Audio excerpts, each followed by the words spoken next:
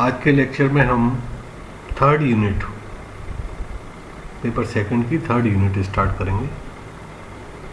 Interaction of radiation and charge particle with matter. तो इसमें सबसे पहले interaction of charge particles with matter से स्टार्ट करेंगे हम कि चार्ज पार्टिकल्स मैटर से किस तरह से इंटरेक्शन करते हैं। इसमें जब भी कोई चार्ज पार्टिकल मैटर से इंटरेक्शन करता है तो उसकी एनर्जी लूज होती है, एनर्जी कम होती जाती है इंटरेक्शन के वजह से। लेकिन जो चार्ज पार्टिकल है मैटर से जब इंटरेक्शन करेगा तो इंटरेक्शन कैसा होगा, कैसे इंटरेक्शन करेगा, वो डिपेंड करता है उसकी चार्ज पार्टिकल की एनर्जी पर। तो इस टॉपिक के अंतर्गत हम वो एनर्जीज लेंगे, हम पार्टिकल्स की उतनी ही एनर्जी लेंगे जिसमें वो मैटर से कूलम इंटरेक्शन करे। लो एनर्जी पर कूलम इंटरेक्शन होता है और एनर्जी और बढ़ा देंगे हम तो न्यूक्लियर इंटरेक्शन हो जाएगा। तो न्यूक्लियर इंटरेक्शन की हम बात नहीं कर रहे हैं यहाँ पर, हम केवल उतनी ही एनर्जी लेंगे कि पार्टिकल्स की बात कर रहे हैं जो केवल कूलम इंटरेक्शन करें। तो इसमें जो लाइट पार्टिकल्स हैं उनकी एनर्जी अगर 5 MeV तक है तो वो मैटर से कूलम इंटरेक्शन करेंगे, और हैवी पार्टिकल्स की एनर्जी अगर 100 MeV तक है तो ऐसे हैवी पार्टिकल्स मैटर से कूलम इंटरेक्शन के द्वारा अपनी एनर्जी लूज करेंगे। तो हमने ये दो कैटेगरी क्यों बनाई है? ये इसलिए बनाई है कि लाइट पार्टिकल मैटर से जब इंटरेक्शन करता है तो उसका प्रोसेस अलग होता है, और हैवी पार्टिकल मैटर से जब इंटरेक्शन करता है दोनों के कुछ प्रोसेस सेम होते हैं, कुछ डिफरेंट होते हैं। तो इसलिए हमें ज़रूरी है कि जितने भी पार्टिकल्स हैं जो मैटर से इंटरेक्शन करते हैं उनको दो कैटेगरीज में हम डिवाइड कर दें, लाइट पार्टिकल्स और हैवी पार्टिकल्स। ठीक है ना? तो एक बार मैं इसको पढ़ देता हूँ। The charge particles having incident energies below 5 MeV for light particles, यानी ऐसे लाइट पार्टिकल्स जिनकी एनर्जी 5 MeV से कम है, और हैवी पार्टिकल्स जिनकी एनर्जी 100 MeV से कम है। जब वो मैटर से इंटरेक्शन करते हैं, on interacting with matter Coulomb forces are mainly responsible for the interaction. जब ऐसे चार्ज पार्टिकल जिनकी एनर्जी 5 MeV तक है हल्के पार्टिकल्स की, और 100 MeV तक है या इससे कम है हैवी पार्टिकल्स की, जब ये पार्टिकल्स मैटर से इंटरेक्शन करते हैं तो इनका जो इंटरेक्शन होता है उसमें कूलम फोर्स रेस्पॉन्सिबल होता है। मेनली जो इंटरेक्शन होता है वो कूलम फोर्स के थ्रू होता है, और इस फोर्स की वजह से क्या होता है, जो चार्ज पार्टिकल है मैटर में जो एटम्स हैं उनको आयनाइज भी कर सकते हैं, स्कैटरिंग भी कर सकते हैं, और रेडिएशन लॉसेस भी होते हैं। तो कैसे होते हैं ये आगे डिस्कस करेंगे हम। तो सबसे पहले ज़रूरी है कि सभी पार्टिकल्स को हमने क्या किया, दो कैटेगरीज में डिवाइड कर दिया, लाइट चार्ज पार्टिकल्स और heavy charge particles. Light particles की कैटेगरी में आते हैं इलेक्ट्रॉन, पॉजिट्रॉन, क्योंकि बहुत हल्के होते हैं तो लाइट पार्टिकल्स हो गए। हैवी पार्टिकल्स की कैटेगरी में प्रोटॉन, अल्फा पार्टिकल एटसेट्रा जो हैवी हैं, भारी हैं, इससे इलेक्ट्रॉन से 1800 टाइम्स लगभग हैवियर होता है प्रोटॉन। तो ये लाइट पार्टिकल्स हो गए और ये हैवी पार्टिकल्स हो गए। दो कैटेगरी में हमने डिवाइड क्यों किया है? क्योंकि दोनों लाइट पार्टिकल्स और हैवी पार्टिकल्स मैटर से अलग अलग तरह से इंटरेक्शन करते हैं। इंटरेक्शन कूलम इंटरेक्शन के जो इंटरेक्शन होगा वो उसमें कूलम फोर्स ही इन्वॉल्व होगा। न्यूक्लियर इतनी ज़्यादा एनर्जी हमने इनकी नहीं ली है जिससे वो न्यूक्लियर इंटरेक्शन कर सकें, केवल कूलम फोर्स ही कंसीडर करेंगे हम, उसके थ्रू ही जो इंटरेक्शन होगा उसको ही हम स्टडी करेंगे। तो लाइट पार्टिकल्स में जैसे मैंने बताया दो पार्टिकल्स हैं, इलेक्ट्रॉन और पॉजिट्रॉन। तो सबसे पहले हम देखेंगे कि इलेक्ट्रॉन मैटर से किस तरह से इंटरेक्शन करता है। तो ये मैंने एक चित्र बनाया है, इससे सभी चीज़ें क्लियर हो जाएंगी। ये एटम का स्ट्रक्चर है, ये न्यूक्लियस है, ये सेंटर में न्यूक्लियस, ये इसकी ऑर्बिट्स हैं, इसमें ऑर्बिट में इलेक्ट्रॉन्स हैं, और एक इंसिडेंट इलेक्ट्रॉन, एक इलेक्ट्रॉन को हमने एनर्जी दी और वो मैटर से इंटरेक्शन करेगा।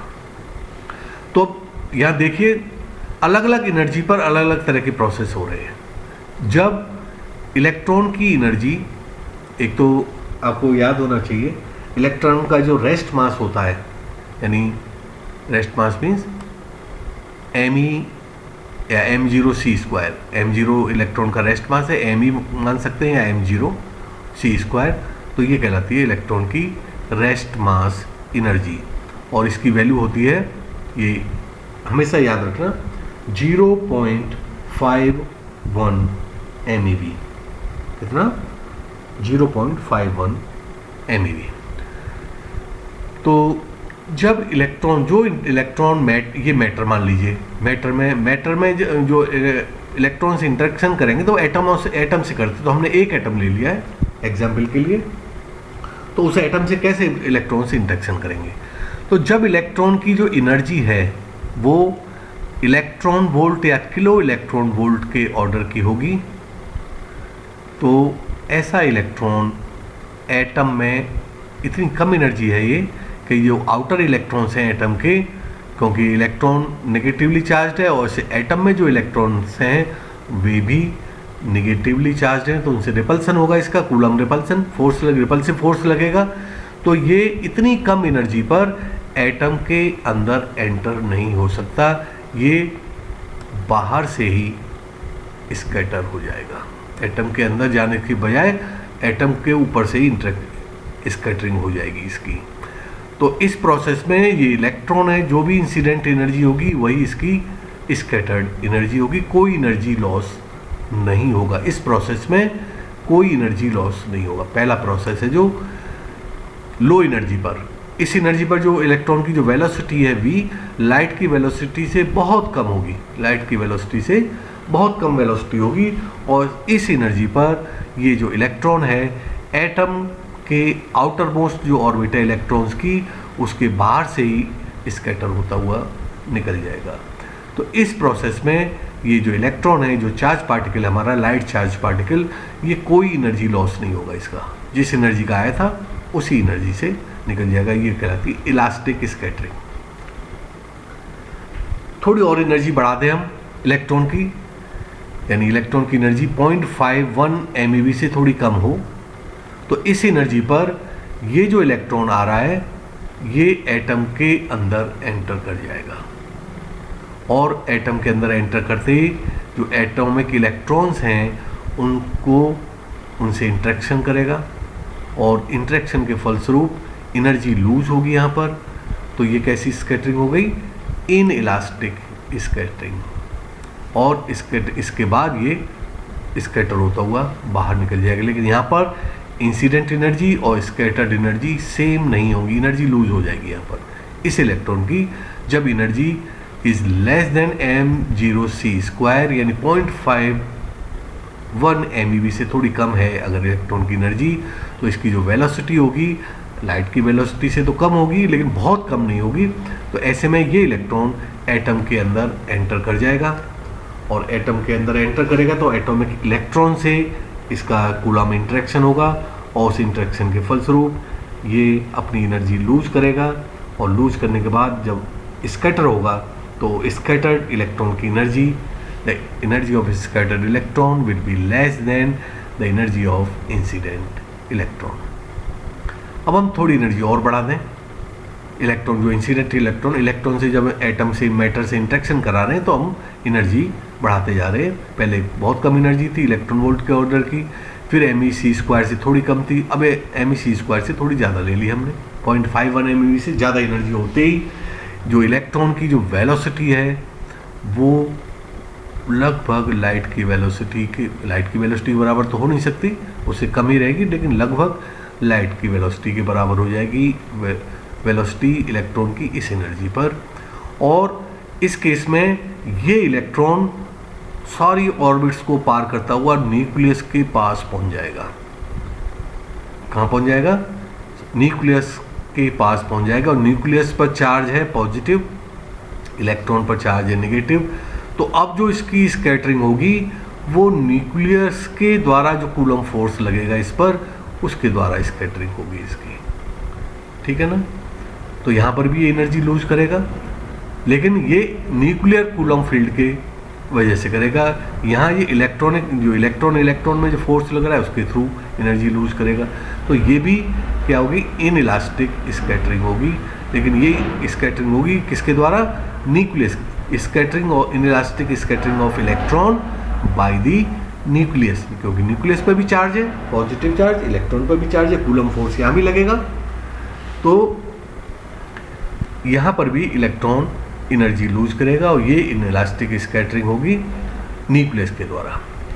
अब अगर हम इलेक्ट्रॉन की एनर्जी और बढ़ा दें, यानी इलेक्ट्रॉन की एनर्जी 5 MeV या उससे अधिक हो जाएगी, तो ये इलेक्ट्रॉन सीधा न्यूक्लियस से इंटरेक्शन करेगा, न्यूक्लियस को एक्साइट या जो भी एक्साइट करेगा, तो ये न्यूक्लियर इंटरेक्शन हो जाएगा। फिर तो इस एनर्जी की हम बात नहीं कर रहे हैं, केवल ये फर्स्ट 3 जो एनर्जी हैं इलेक्ट्रॉन वोल्ट के ऑर्डर की, less than m0c² and greater than m0c², in 3 energies पर, इनमें से केवल पहली वाली जो एनर्जी, इस पर तो कोई एनर्जी लॉस होगा ही नहीं, क्योंकि इलास्टिक स्कैटरिंग होगी, वेलोसिटी इलेक्ट्रॉन की बहुत कम है, ये एटम के अंदर एंटर ही नहीं कर पाएगा इतनी लो वेलोसिटी पर और लो एनर्जी पर, तो ये बाहर से ही निकल जाएगा। तो ये सेकंड और थर्ड जो प्रोसेस है, केवल इनके द्वारा एनर्जी लूज करेगा लाइट पार्टिकल यानी इलेक्ट्रॉन। तो ये कैसे कैसे एनर्जी लूज होंगी, अब आगे हम देखते हैं। The interaction mechanism can be understood in terms of energy of incident electrons. जो इंसिडेंट इलेक्ट्रॉन्स की जो एनर्जी, डिफरेंट एनर्जीज हैं, इनके आधार पर हम इलेक्ट्रॉन का और मैटर का इंटरेक्शन को स्टडी करेंगे। तो सबसे पहले एनर्जी हमने कितनी ली? इलेक्ट्रॉन वोल्ट या किलो इलेक्ट्रॉन वोल्ट के ऑर्डर की। If the incident energy is very small, कितनी? इलेक्ट्रॉन वोल्ट या किलो इलेक्ट्रॉन वोल्ट के ऑर्डर की है। The electrons can be scattered elastically with a cloud of electrons. जो इलेक्ट्रॉन्स के एटम में क्लाउड है, बादल हैं, या उनके बाहर से ही इलास्टिक स्कैटरिंग हो जाएगी इसकी। Whereas at still higher energy, थोड़ी एनर्जी और बढ़ा दें, यानी when energy is less than m0c², इस एनर्जी पर क्या होगा? The electron can penetrate the outer cloud and can enter into the atom. Electron कहाँ चला जाएगा? एटम के अंदर एंटर कर जाएगा and get scattered inelastically by the atomic electrons. Atomic electrons के द्वारा इसका ये सेकंड कर्व है, जो एटॉमिक इलेक्ट्रॉन्स के द्वारा इसकी इनइलास्टिक स्कैटरिंग होगी। एट स्टिल हायर एनर्जी, और एनर्जी थोड़ी बढ़ा दें, कितनी हो जाए? ई energy of electron greater than m0c², यानी उसके इलेक्ट्रॉन के रेस्ट मास से ज़्यादा हो जाए, 0.51 MeV से ज़्यादा एनर्जी जब ले लेंगे हम। Electron is able to penetrate the cloud of electrons, यानी जो एटम में जो ऑर्बिट्स है उनको पेनिट्रेट करता चला जाएगा और कहाँ पहुँच जाएगा? Can reach close to the nucleus, और न्यूक्लियस के पास पहुँच जाएगा इतनी एनर्जी पर। इससे कम एनर्जी पर नहीं पहुँचेगा न्यूक्लियस के पास, बाहर से ही आउटर इलेक्ट्रॉन से ही स्कैटर हो जाएगा, और लेकिन एनर्जी m0c² से ज़्यादा हो जाएगी तो वो न्यूक्लियस के पास पहुँच जाएगा, where it will be inelastically scattered by the nuclear Coulomb field. और इस एनर्जी पर क्या होगा? ये जो इलेक्ट्रॉन है वो उसकी इनइलास्टिक स्कैटरिंग होगी, किसके द्वारा? Bye the nuclear Coulomb field. Nucleus की वजह से जो कूलम फील्ड लगेगा, फोर्स लगेगा, उसके द्वारा इसकी इनइलास्टिक स्कैटरिंग होगी। और एनर्जी अगर हम बढ़ा दें एट वेरी हाई एनर्जी, यानी एनर्जी MeV जैसे 5-6 MeV के आसपास हो, इस एनर्जी पर क्या होगा, the incident electron will interact directly with the nucleus, सीधा न्यूक्लियस से इंटरेक्शन करेगा, leading to excitation of the nucleus. ये जो लास्ट वाली एनर्जी है ये सीधा न्यूक्लियस को एक्साइट करेगा। तो इस एनर्जी पर हमें डिस्कस नहीं करना है, इस एनर्जी से कम एनर्जी वाले ये दो प्रोसेस हैं, इनके द्वारा ही एनर्जी लूज हो रही है। इसमें तो न्यूक्लियर इंटरेक्शन हो जाएगा कि, तो हम कूलम फील्ड वाला जो इंटरेक्शन हो रहा है कूलम फोर्स की वजह से, उन दो इंटरेक्शंस को ही स्टडी करेंगे। The mechanism by which electron lose their kinetic energy during passes through matter involve following two important interactions. अब जब इलेक्ट्रॉन मैटर से जब इंटरेक्शन करेगा, अब इस एनर्जी, पहली एनर्जी को भी छोड़ दो क्योंकि इसमें तो कोई एनर्जी लॉस हो रही नहीं है, आइटम के बाहर से ही निकल गया। फोर्थ वाली एनर्जी में ये न्यूक्लियर एक्साइटेशन हो रहा है, इस एनर्जी को भी छोड़ दो। तो अब ये दो प्रोसेस हो गए, when energy is less than m0c² and when energy is greater than m0c²। इन दोनों प्रोसेस में इलेक्ट्रॉन एनर्जी लूज करेगा। तो एनर्जी लूज कैसे होगी, दो प्रोसेस हैं। जब when energy is less than m0c², atom की ऑर्बिट्स के अंदर एंटर कर गया जी, तो ये एंटर करते ही कूलम फोर्स के द्वारा, बाय द कूलम फोर्स, ये एटॉमिक इलेक्ट्रॉन्स को एनर्जी ट्रांसफ़र करेगा। तो उस एनर्जी ट्रांसफ़र से या तो ये एटम एक्साइट हो जाएगा, ये इलेक्ट्रॉन निकल के दूसरी ओर हायर ऑर्बिट में चला जाएगा, या इतनी एनर्जी ट्रांसफ़र हो जाएगी ये इलेक्ट्रॉन एटम को ही छोड़ जाए, यानी आयोनाइजेशन भी हो सकता है एटम का। तो दो प्रोसेस हो सकते हैं, या तो एक्साइटेशन, तो the energy loss by the electron is due to either by excitation of the atom or by ionizing the atom। इस केस में, इस सेकंड केस में दो प्रोसेस हो सकते हैं, आयोनाइजेशन हो सकता है एटम का या एक्साइटेशन हो सकता है। दोनों में से एनर्जी पे ट्रांसफर पे डिपेंड करे कितनी एनर्जी इसने ट्रांसफर की एटॉमिक इलेक्ट्रॉन को। तो वही चीज़ यहाँ लिखी है। तो दो प्रोसेस हैं जिनके द्वारा इलेक्ट्रॉन मैटर को एनर्जी ट्रांसफर करेगा। पहला है इनइलास्टिक कोलिजन ऑफ इलेक्ट्रॉन्स। इसमें क्या होता है, the inelastic collision of incident electron with matter with bound atomic electrons in the matter are usually predominant mechanism by which incident electrons lose their kinetic energy. सबसे ज़्यादा cases में जो light particles है, electron है, matter से जब interaction करता है तो इसी प्रोसेस के द्वारा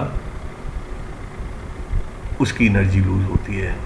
तो इस प्रोसेस में किस प्रोसेस के द्वारा, इनइलास्टिक कोलिजन या inelastic scattering of the electron. इस प्रोसेस में क्या होता है, electron lose their kinetic energy while passing through the matter. Matter से जैसे जैसे पास होते जाएंगे अपनी एनर्जी लूज करते चले जाएंगे। और ये एनर्जी कैसे लूज होगी, ड्यूरिंग सच इनइलास्टिक कोलिजन। जब इनइलास्टिक कोलिजन होगा तो उसमें क्या होगा, the incident electron transfers a part of its energy to the bound atomic electron. जो इंसिडेंट इलेक्ट्रॉन है वो कुछ कूलम फोर्स के द्वारा कुछ एनर्जी जो एटम में बाउंड इलेक्ट्रॉन है, कोई भी इलेक्ट्रॉन, उसको ट्रांसफर करेगा अपनी एनर्जी। और उस ट्रांसफर की वजह से क्या होगा, या तो एटम एक्साइट हो जाएगा, एक्साइटेशन होगा एटम का, या आयनाइजेशन होगा। आयनाइजेशन का होगा जब जो एटॉमिक इलेक्ट्रॉन है, इलेक्ट्रॉन को एटम को छोड़ के निकल चला जाए, ज़्यादा एनर्जी ट्रांसफर हो जाएगी तो आयनाइजेशन हो जाएगा। तो कम एनर्जी ट्रांसफर होगी तो उस ऑर्बिट से हायर ऑर्बिट में चला जाएगा। तो इस प्रोसेस के द्वारा, इन दो प्रोसेस है, इनके द्वारा जो इलेक्ट्रॉन है मैक्सिमम एनर्जी इसी प्रोसेस के द्वारा ट्रांसफ़र करता है इस एनर्जी पर, when energy is less than m0c²। और इस एनर्जी पर the velocity is also less than c, velocity of the light.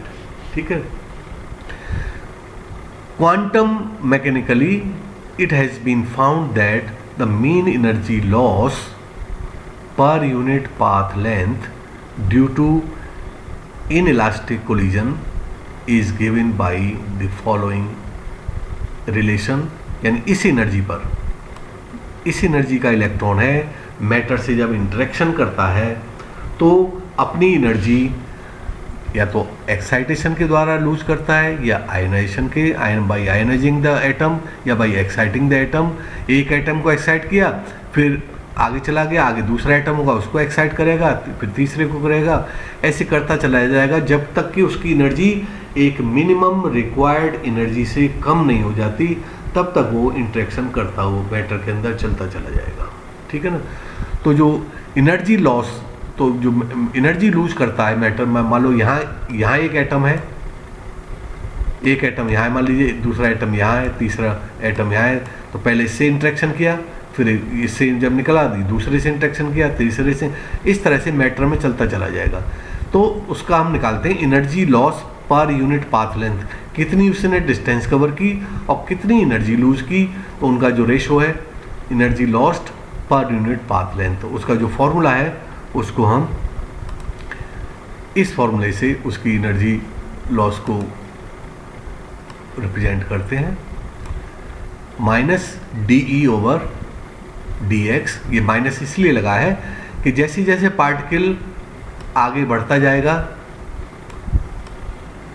उसका पाथ लेंथ तो बढ़ती जाएगी लेकिन एनर्जी कम होती जाएगी, तो इसलिए एनर्जी कम हो रही है, पाथ लेंथ बढ़ रही है, तो ये माइनस साइन आ जाता है। तो माइनस DE ओवर DX, ये इसको कहते हैं हम energy lost per unit path length, is equal to 4 pi e⁴ nz upon m0 v square log e, bracket में 1.61 m0 v square upon 2i bar.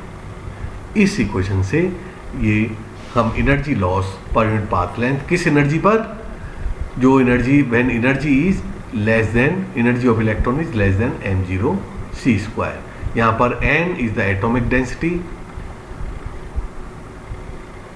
z atomic number of the absorber, absorbers जो target हमारा जो electron को absorb कर रहा है वो absorber कहलाता है, m0 and e are respectively the rest mass and charge of electron, I bar is the mean excitation energy, atom के जो इलेक्ट्रॉन्स हैं उनको एक्साइट करने के लिए जो एनर्जी ज़रूरत होती है मीन एनर्जी है ये of the atomic electrons, and v is the velocity of incident electron.